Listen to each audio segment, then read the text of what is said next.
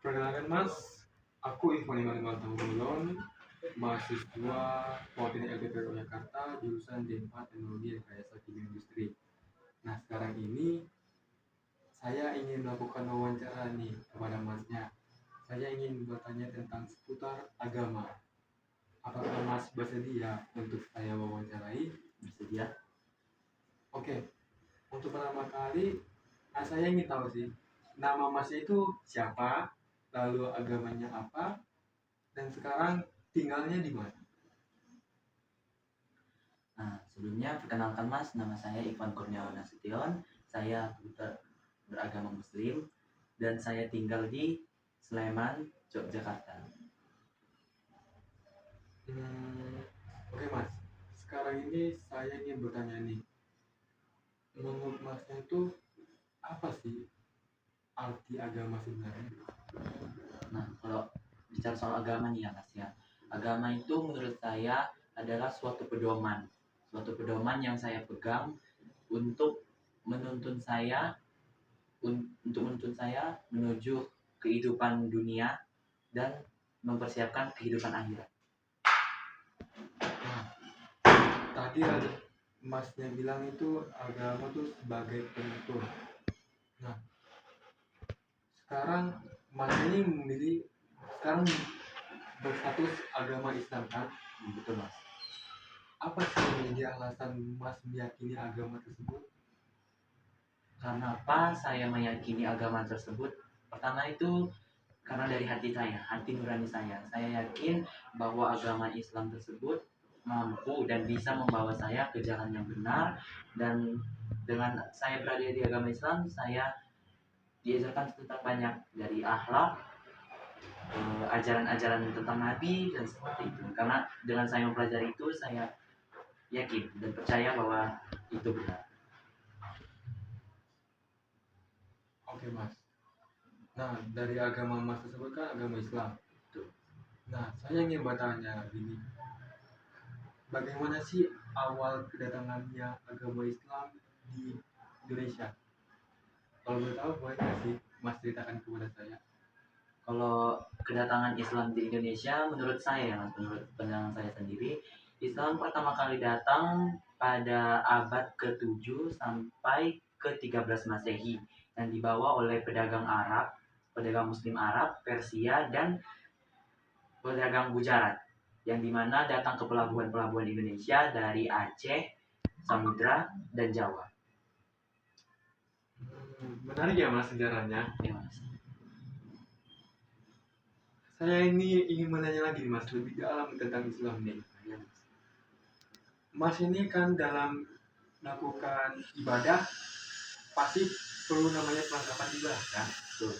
Apa saja sih perlengkapan ibadah yang Mas pakai dan bagaimana cara Masnya memakai perlengkapan ibadah tersebut? Nah, kalau di perlengkapan ya, Mas ya. Kalau di perlengkapan ibadah saya, di ajaran agama saya itu ada namanya sejadah. Nah, sejadah itu suatu tempat untuk kita lakukan untuk sujud, untuk sholat.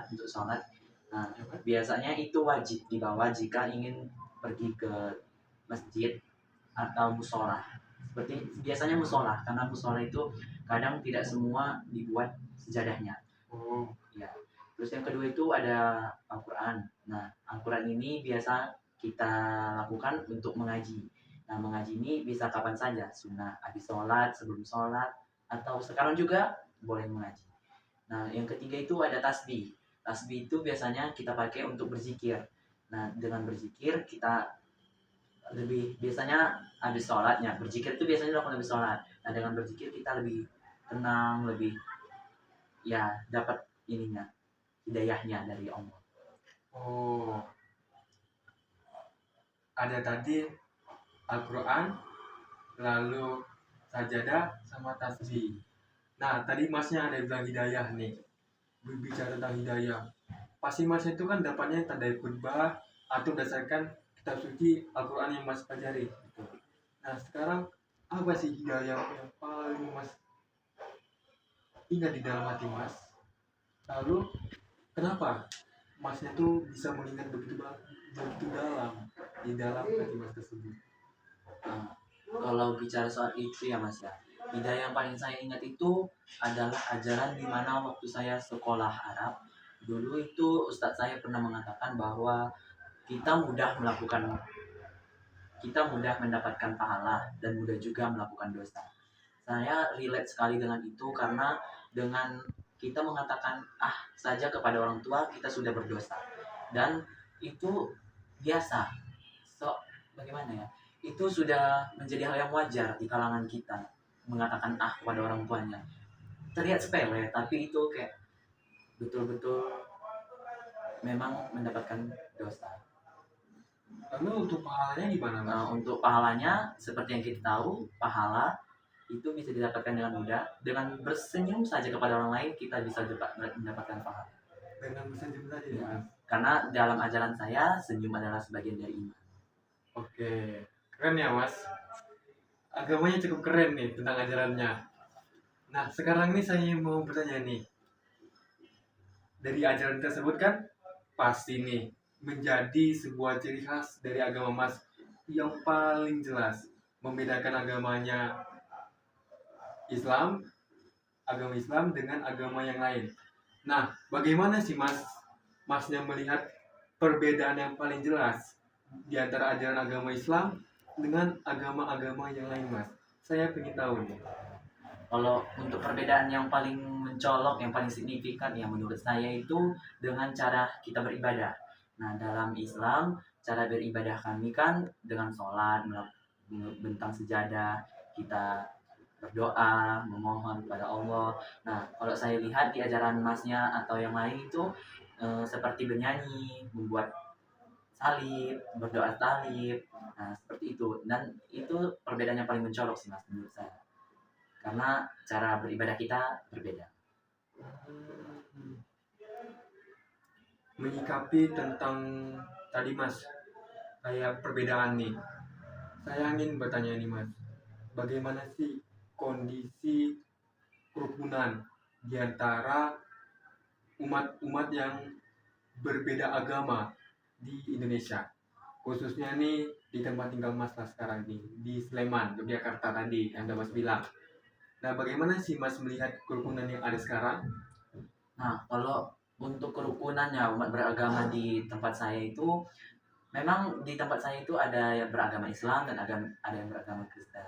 Nah, kalau kerukunannya mereka tentu rukun karena mereka bisa saling menjaga, saling menghormati, bertoleransi dan saling menghargai apa yang menjadi pembeda buat mereka.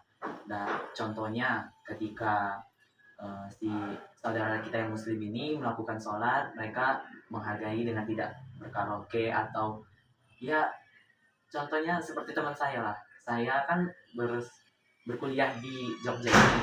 Nah, saya ada teman yang beragama Nasrani.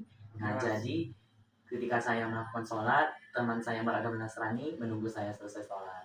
Dan begitu sebaliknya, jika teman saya mau melaksanakan ibadah atau mau pergi berdoa, bersembahan, saya selalu mengingatkan jangan lupa ibadah seperti itu.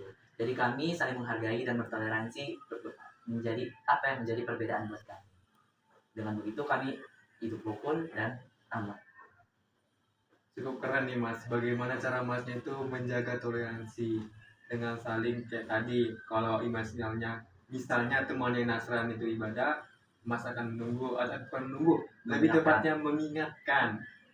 Tapi kalau nanti misalnya Mas yang nanti ibadah, mereka akan menunggu sampai Masnya selesai ibadah.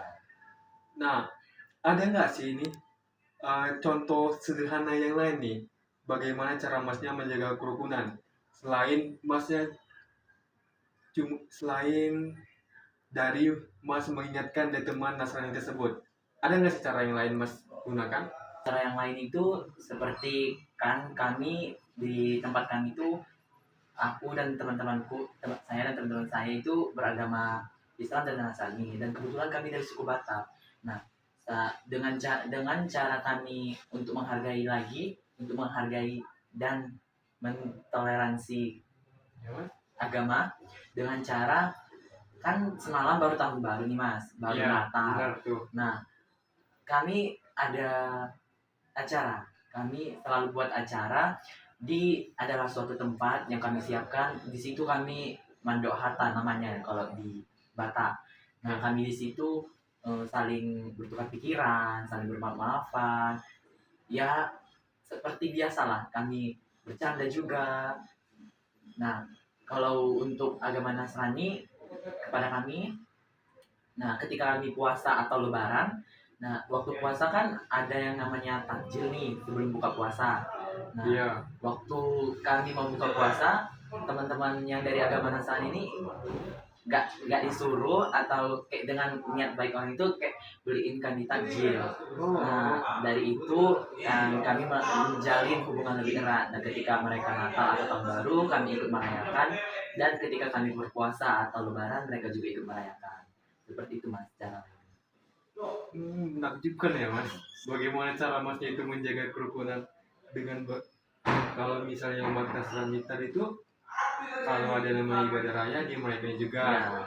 Seperti memberi takjil dengan berserah keinginan hatinya. Oke mas, terima kasih banyak mas atas pendapat mas dan juga wawasan-wawasan baru yang saya dapatkan dari masnya.